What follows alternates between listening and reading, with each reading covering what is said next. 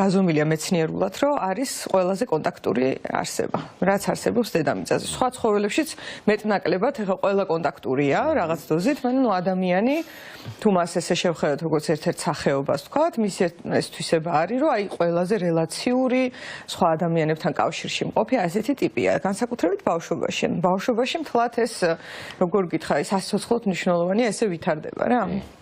ეს ტიპია.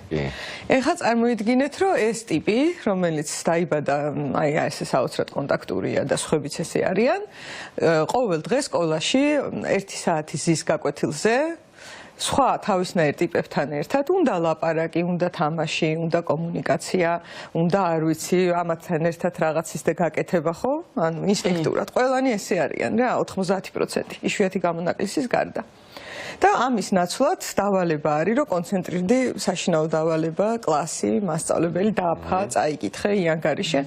ანუ თავიდანვე გაურებას აკეთებს ფსიქიკა, იმიტომ რომ ინსტინქტი და ემოციური სურვილი არის, რომ თამაშო და განვითარდე. ხო? მაგრამ დავალება გარედან არის, რომ ისწავლე. და თუ კი რაღაცა ინტერესი მაინც იყო ამ სწავლის მიმართ დარჩენილი რა, ანუ რაღაცა ასაკამდე მაინც, აი 12 კლასი უკვე ეს სავარჯიშო რომ მიმდინარეობს, ასე ვთქვათ, საშინელი შედეგი დგება.